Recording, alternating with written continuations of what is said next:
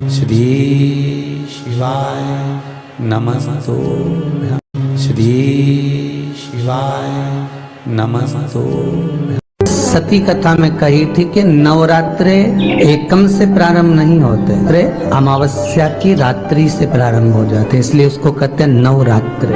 क्योंकि नवमी के दिन माता जी का विसर्जन हो जाता है, जवारों का विसर्जन हो जाता है, व्रत करने वाले कन्या पूजन भोजन भंडारा कराकर विराम दे देते हैं। तो नवमी की रात्रि उसमें नहीं जुड़ा पाती, उसमें रात्रि अगर जुड़ती है तो ये अमावस्या की रात्रि से जुड़ना प्रारंभ होता है, तब जाकर वो नवरात्रि पूर्ण हो पाती है। पितृलोक में पितृ जैसे निवास होकर भी इंतजार करते हैं। 4 नवरात्रे हैं तो 4 ही श्राद्ध हैं। आज मौनी अमावस्या है, श्राद्ध का विराम हो जाता है और कथा अर्थात नवरात्रे प्रारंभ हो जाते हैं दूसरे दिन। तो यहाँ शास्त्र कह रहा है जैसे हमें प्रतीक्षा रहती है कोई अच्छे कार्य की, कि घर में कोई शुभ कार्य हो, घर में कोई अच्छा आयोजन हो तो अपने को आनंद होगा, प्रसन्नता होगी। उसी तरह हमारे जो पूर्वज चले गए, जो पूर्वज चाहे वो अधोगति में गए हों, चाहे वो देवगति में गए हों, चाहे वो पितृलोक में निवास कर रहे हों, तो जितने भी पितृलोक में निवास करने वाले पूर्वज होते हैं वो भी ये विचार करते हैं कि हमारे घर के वंश द्वारा, हमारे वंशजों द्वारा कोई ऐसा सत्कर्म हो जिससे हमारे जीवन की वितृप्ति हो और हमें आनंद की अनुभूति हो। और ध्यान दीजिएगा महाराज, आपको चैत्री नवरात्रि का स्मरण होगा, आपको शरदी नवरात्रि का स्मरण होगा, पर जो आषाढ़ में और माघ में जो नवरात्रे पढ़ते हैं इसका एक आनंद ही दूसरा रहता है। बस इतना जरूर होता है कि दुनिया के लोग वो जो 2 नवरात्रे होते हैं उसमें कलश की स्थापना भी करते हैं, देवी का पूजन भी करते हैं, अर्चना भी करते हैं, मंदिरों में भीड़ भी रहती है और खूब प्रेम से माता का जगराता वगैरह सब होता है। पर ये जो नवरात्रे हैं 2 गुप्त नवरात्रे, इनका लोगों को स्मरण नहीं था। वो तो धीरे धीरे ये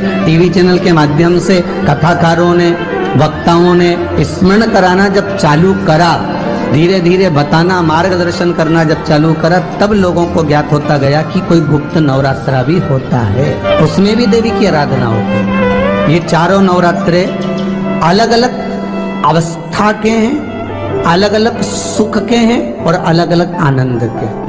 आपके घर में पितृदोष है, आपको ऐसा महसूस होता है, तो किसी भी नवरात्रि के पहले जो अमावस्या पड़ती है, जिस दिन अमावस्या रहे उस दिन चावल की कटोरी में एक कपूर का टुकड़ा रख दीजिए, छोटा सा, और कपूर का टुकड़ा रखकर उस कपूर को दरवाजे के बाहर कटोरी में ही, चावल रखी हुई कटोरी में ही उसको पितरों का स्मरण कर कर जला दीजिए। और जलाने के बाद उस चावल को कहीं भी किसी भी वृक्ष की छांव में पक्षियों के लिए डाल दीजिए। शिव महापुराण की कथा कहती है, अगर मान लो पितृ आपको कष्ट दे रहे हैं, पितृ आपको तकलीफ दे रहे हैं, कोई काम नहीं होने दे रहे हैं, या कहीं आपको ऐसा लगता है कि पितरों का दोष है, तो वो पितृ दोष देवी, अब ये जो आप करेंगे ये कब कर रहे हैं? अमावस्या के दिन आप उसको रख रहे हैं, अमावस्या के दिन उसको रखकर रात भर आपने रखा कपूर के साथ में, सुबह एकम पड़ गई, नवरात्रि लग गई, उसी दिन उसको जलाकर आपने पटक दिया।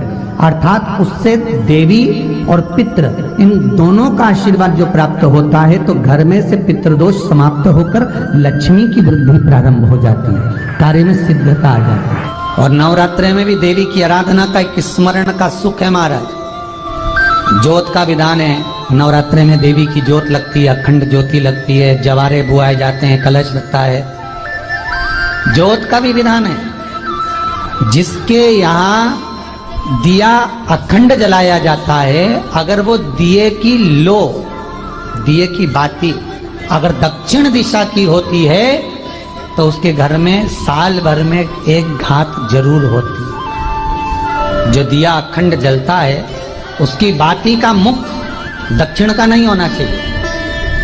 अगर आपने देवी भागवत का स्मरण कराओ, देवी भागवत को अगर सुना हो, तो देवी भागवत में स्पष्ट किया गया कि पूर्व की ओर मुख करा हुआ दिया, अर्थात पूर्व की ओर ज्योत जो जलाई जाती है वो संपदा की वृद्धि करती है। पश्चिम की ओर मुख कर कर जो ज्योत लगाई जाती है महाराज, वो बेभव को देती है।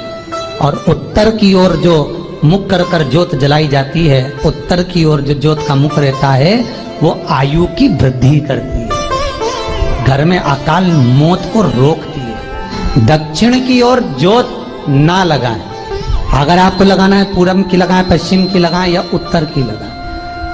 और जितने दिन महारानी जगदम्बा जगतधात्री दुर्गा भवानी चैत्र नवरात्रे में, शरदीय नवरात्रे में, आषाढ़ी नवरात्रे में, आदिक पौष नवरात्रे में हम जगत जननी जगदम्बा की जब स्थापना करते हैं, या हम नूतन घर का प्रवेश करते हैं, या गणेश जी की स्थापना करते हैं, या कोई दुकान को प्रवेश करते हैं, या कोई शुभ कार्य करने के लिए अग्रण्य होते हैं, तो हम कलश की स्थापना क्यों करते? कलश के अंदर आखिर ऐसा क्या विराजमान है कि 33 कोटि देवता उस कलश के अंदर आकर बैठ जाते हैं। आप कोई यज्ञ करने जा रहे हो, आप कोई पोथी पुराण करने जा रहे हो, आप कोई अच्छा कार्य करने जा रहे हो, तो ब्राह्मण देवता कह देते कलश की स्थापना होगी, कलश की शोभा यात्रा निकलेगी, कलश यात्रा निकलेगी, कलश विराजमान होगा। उस कुंभ की, उस घड़े की महत्वता कहां से प्रकट हो गई? शिव महापुराण की कथा कहती है महाराज, भगवान ओघड़दानी शंकर स्वयं आद्य शक्ति जगदम्बा से कहते हैं कि जगदम्बा तू क्या चाहती है बोल। तो जगत जननी जगदम्बा कहती है कि जहां मैं हूं वहां शंकर है, ये आपने कह दिया, पर जहां शंकर है वहां पार्वती का होना जरूरी है। उसके लिए सिद्ध करने के लिए एक स्थान ऐसा बनाया जाए जहां पर शंकर विराजमान है और शंकर के साथ पार्वती विराजमान है। तो शिव जी ने कहा पार्वती उसके लिए मैं तुझे एक सुंदर कलश का निर्माण कर देता हूं। अष्टमी के दिन कन्याओं का भोजन कराओ या नवमी के दिन कन्याओं का भोजन कराओ। पर देवी भागवत तो कहती है, देवी भागवत तो वर्णन करती है कि पहले नवरात्रे से लेकर नवमी तिथि तक जितने दिन देवी के होते हैं, प्रत्येक दिन में आप किसी भी दिन कन्याओं का भोजन करा सकते हो, पहली रात्रि से लेकर, पहला दिन से लेकर। पर 90 दिन तो सवेरे पूजन करके, यज्ञ करके, अनुष्ठान करके देवी को विसर्जन कर दिया, फिर नवरात्रि पूर्ण कैसे हुई? नवरात्रि की पूर्णता होती है अमावस्या की रात से गिनी जाती है। कौन से दिन से गिनते हैं? अमावस्या की रात्रि, फिर एकम की रात्रि, फिर दूज की रात्रि, ऐसे गिनते गिनते अष्टमी की रात्रि तक और नवमी के दिन सुबह तक या दोपहर तक या शाम तक, जब तक आप यज्ञ ना करें तब तक ये 9 रात्रियां पूर्ण गिनी जाती है महाराज देवी भागवत के हिसाब से पूर्णता। अब हमने कन्या भोजन का जो क्रम बनाया, अष्टमी के दिन करा देंगे, नवमी के दिन करा देंगे, इस तिथि को करा देंगे, पर भाव देखिए, शास्त्र कहता है भूखे को भोजन जब कराइए जब उसको भूख लगी हो, और ऐसों को कराइए जिसको जरूरत पड़ रही है।